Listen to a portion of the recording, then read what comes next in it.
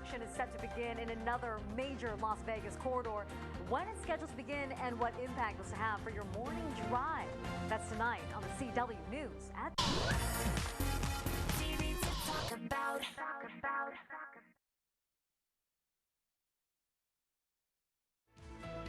Tonight on the CW News at 10, a late summer heat wave hits the Las Vegas Valley. We are your weather authority. Vicki Gonzalez is on deck with the forecast.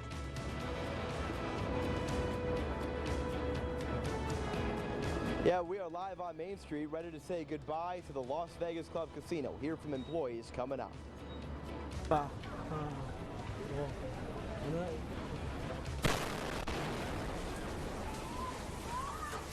Shocking new footage of the bomb blast that took nearly 24 lives.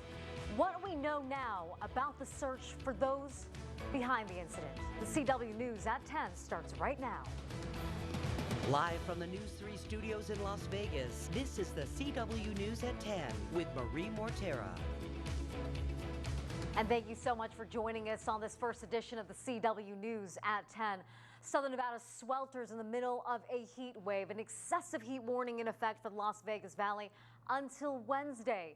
People across the valley are doing whatever they can to stay cool in these triple-digit temperatures. It is the big story tonight. News 3's Kelsey Thomas joins us live from downtown Las Vegas. And Kelsey, the scorching sun didn't keep everyone indoors. Well, Marie, there was no escaping it today. It was hot outside. Now, even though it has cooled off a little and the sun has set, as you can see tonight, it is 10 o'clock and we are still pushing 100 degrees. Deep in the mountains of Red Rock Canyon, down to the golf club, to the football field at Rancho High School, the heat wave is in full swing. Temperatures hovering near 110 or even higher today. Not historic, but for those outside, nothing to mess with.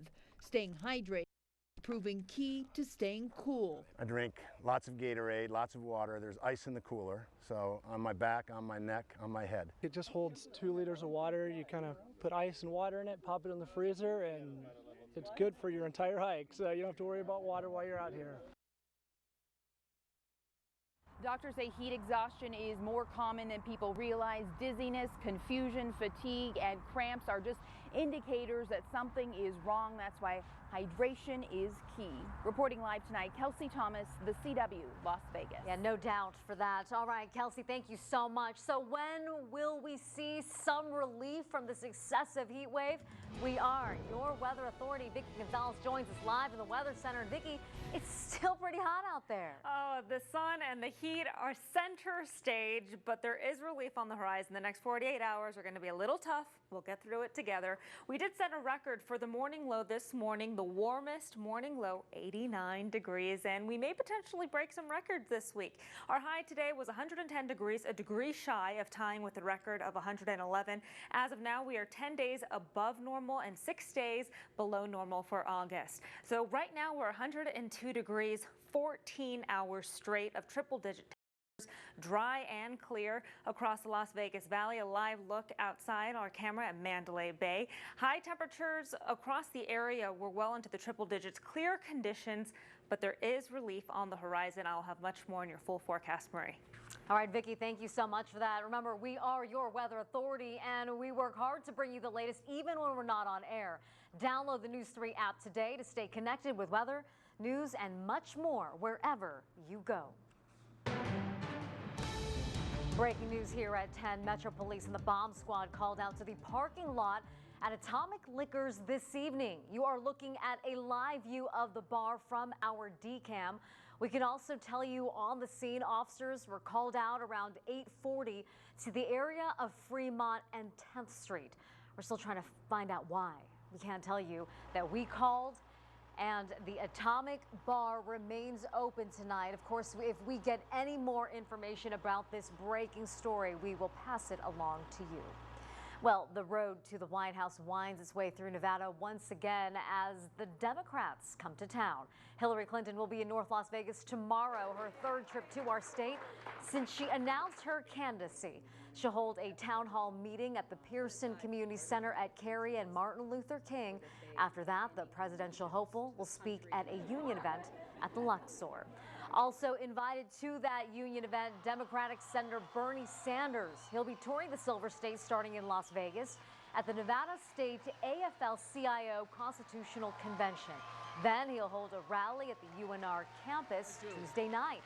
Sanders' last visit to the Valley was in June.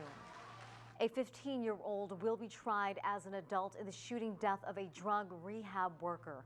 Officers say Christopher Brown was one of the men who shot and killed 24-year-old Cassandra Cassidy. This was back in April.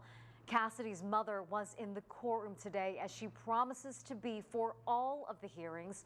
Despite this, she says it's tough for her to sit through court proceedings focused on the people police say killed her daughter.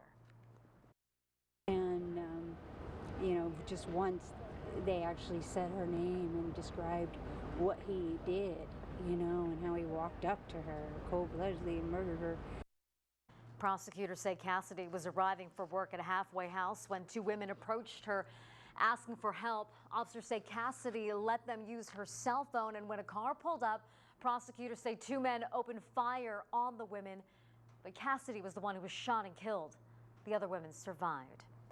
Two fighter jets collided at Nellis Air Force Base. The potentially dangerous mishap happened on the runway over the weekend after a training flight. Both pilots were hospitalized for evaluations.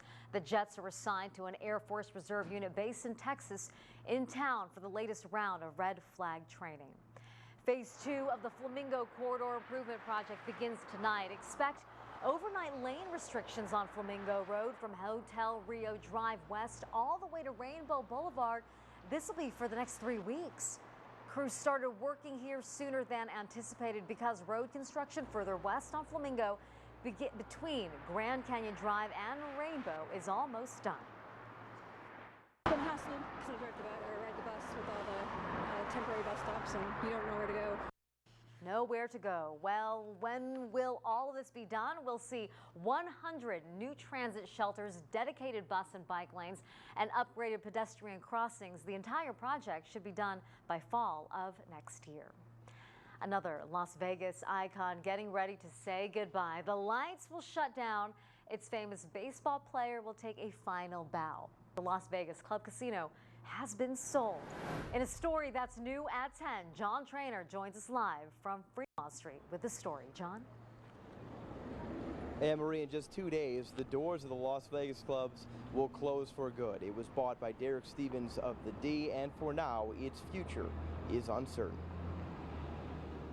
Somewhere in the far corner of Las Vegas's famous Fremont Street, tucked away behind a stage, is the Las Vegas Club.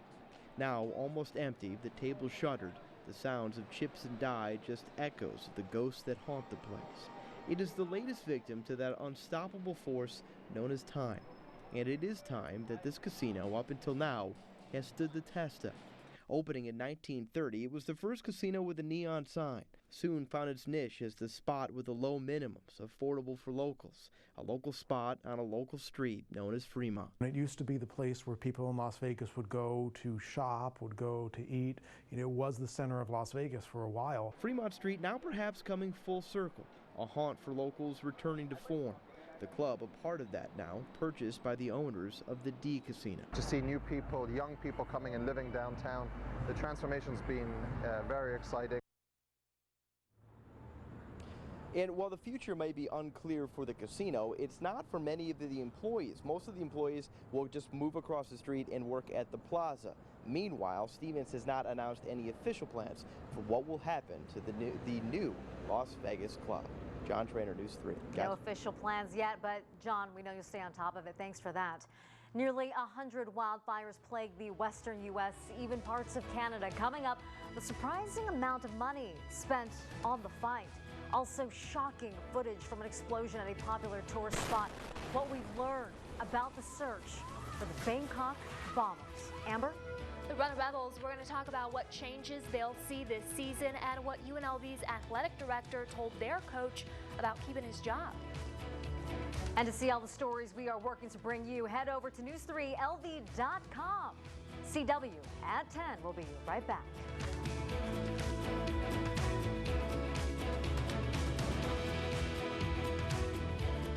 Well, tomorrow when you wake up with the CW, we're talking to a former playmate, Kendra Wilkinson-Baskett. And she's got a lot to get off her chest, and we're going to listen and share it with you. That's tomorrow.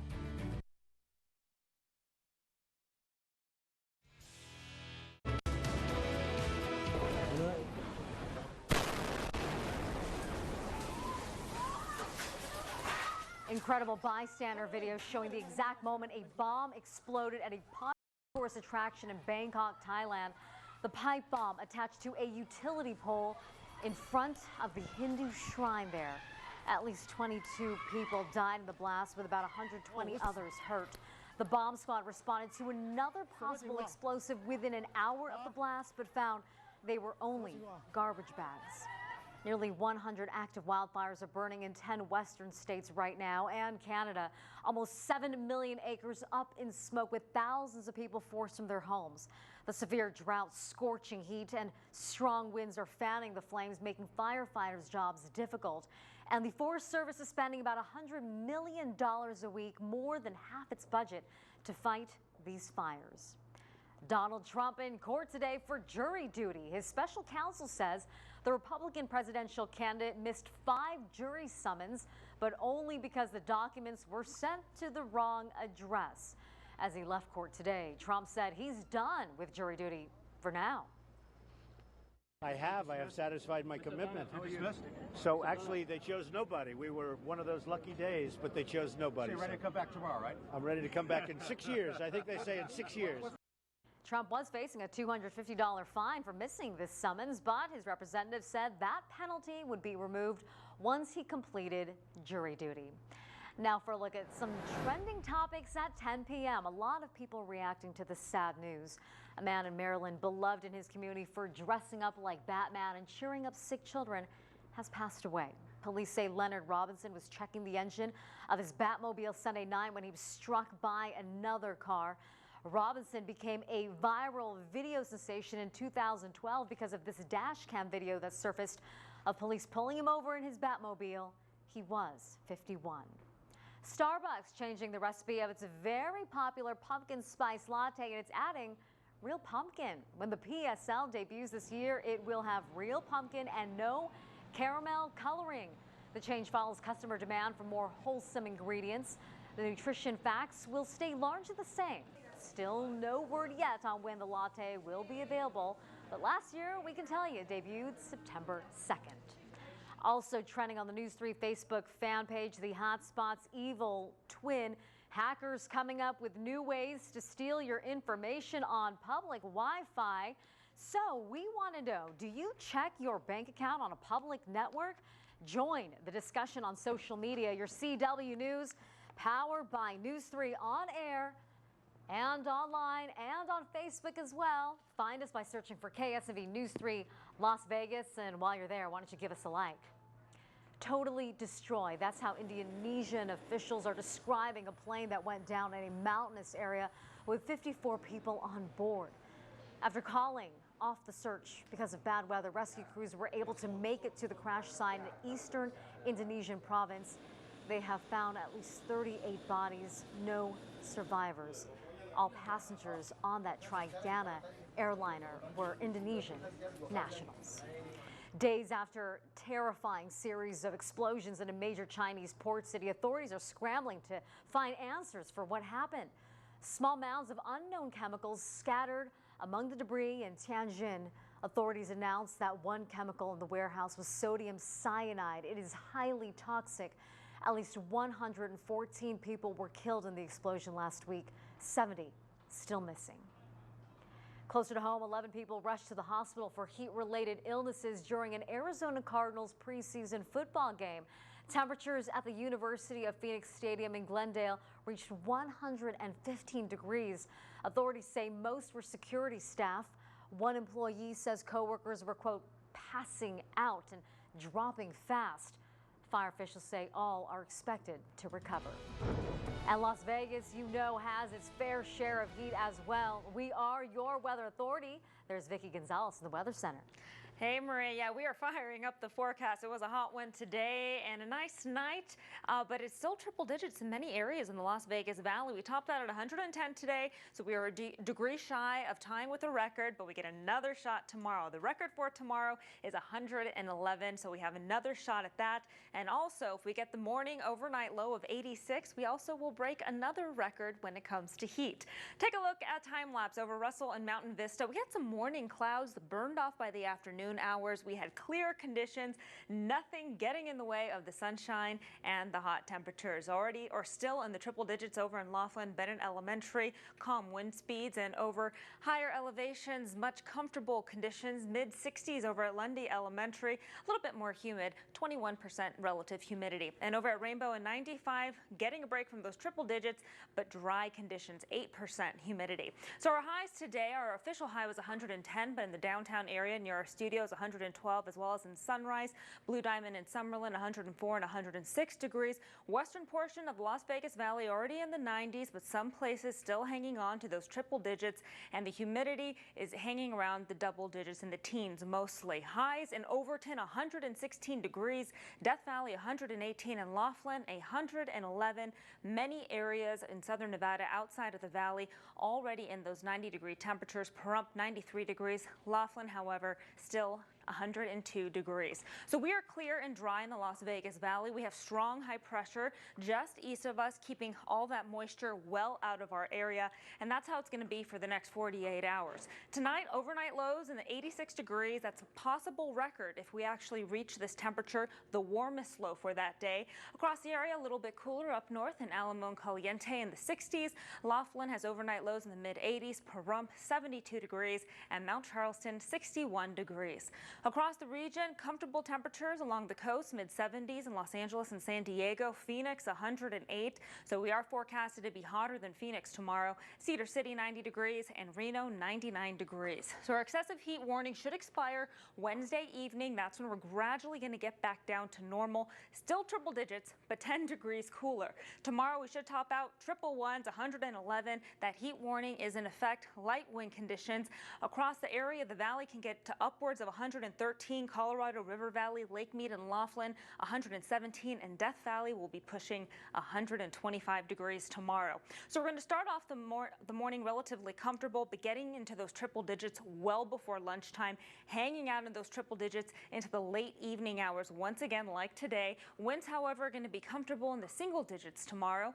A little bit warmer in Laughlin, 113. Mount Charleston is just enviable with 86 degrees as its high tomorrow. Northeast Clark County, Overton, 110, and Mesquite, 109 degrees.